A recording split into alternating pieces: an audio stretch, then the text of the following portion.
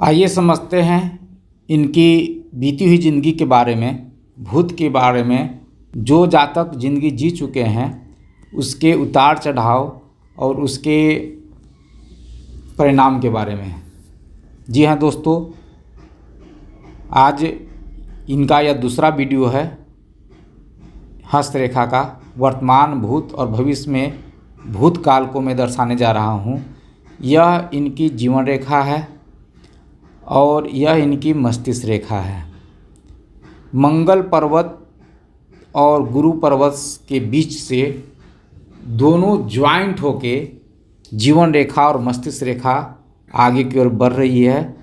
जिस प्रकार जीवन रेखा रूप ली हुई है वह स्पष्ट रूप से मुझे समझा पाने में सक्षम है कि जातक का स्टार्टिंग उम्र 12 से 14 साल का उम्र काफ़ी ज़्यादा उतार चढ़ाव, पैतृक समस्या और संघर्ष में रहा।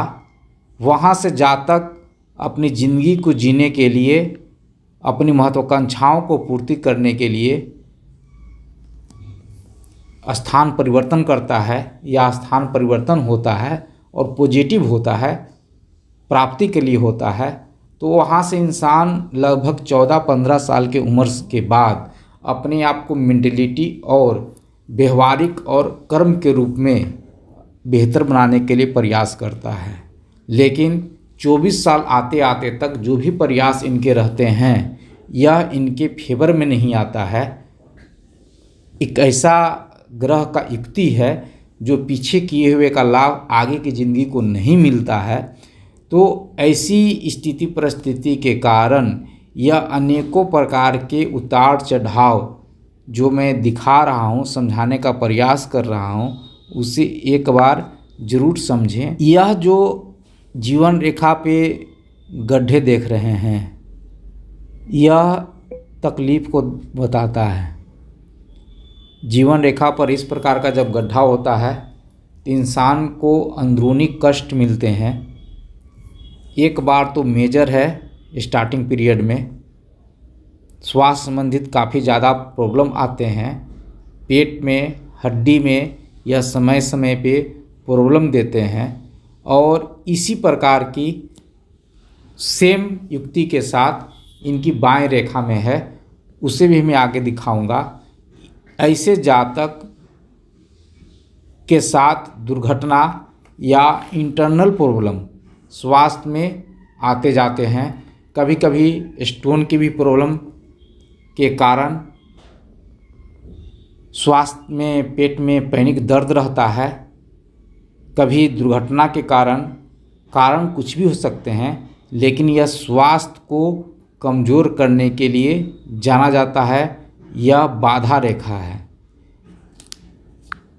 इसी प्रकार जब इनका बाएं हाथ में भी देखें तो इसी तरह का गड्ढा बना हुआ है।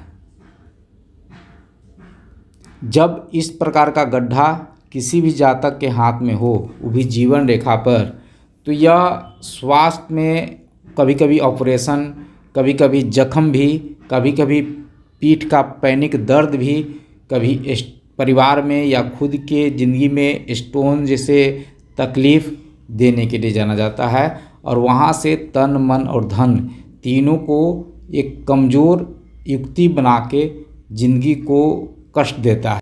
यह एक प्रकार का वलय है जिसको शुक्र वलय कहा जाता है।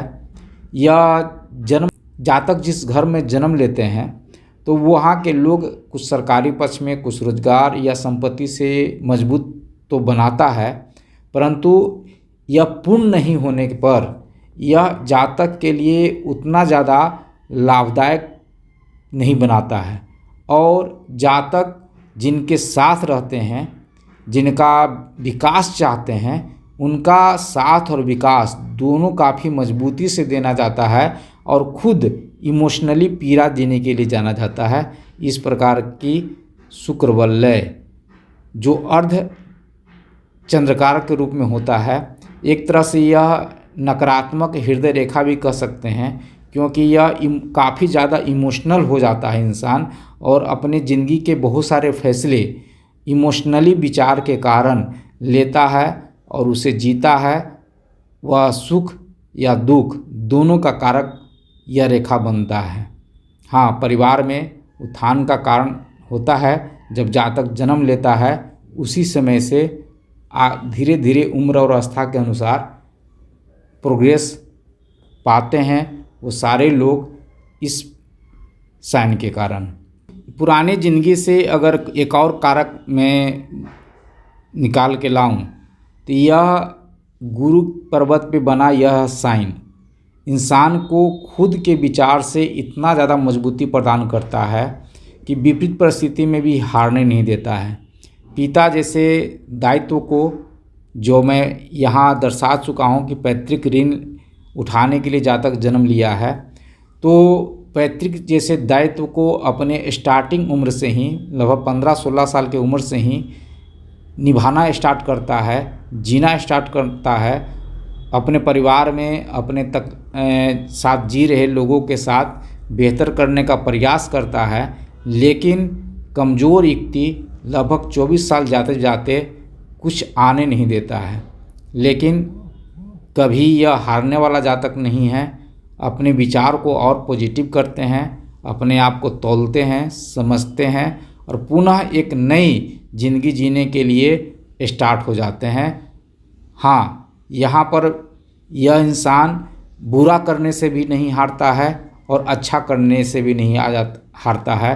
सोचता है कि अगर बुरा है तो मैं तो बुरा नहीं हूँ, देख लेता हूँ। हाँ, इनके विचार, इनके कर्म बुरे से करने से डरता है, दूसरों को लॉस देने से डरता है। लेकिन हाँ, जहाँ पर लोग ही बुरे हों, जहाँ पर संगत ही बुरे हो, तो ऐसे लोगों के साथ यह विपरीत परिस्थिति में पीछे भी हटने के लिए नहीं जाना जाता है। उस चैलेंज को स्वीकार करता है, समझता है और अगले अपॉर्चुनिटी जब तक कि नहीं मिले तब तक जीने के लिए विवश होता है। और जब अपॉर्चुनिटी मिलता है तो फिर एक बार अपने आप को पुनः सकारात्मक करके ज़िंदगी जीना स्टार्ट करता है। जुड़ा हुआ कुछ रहन सहन, कुछ स्वास्थ्य से जुड़ा हुआ मैं चर्चा किया हूँ। अब मैं इनका भविष्य की चर्चा करने जा रहा हूँ, जो मैं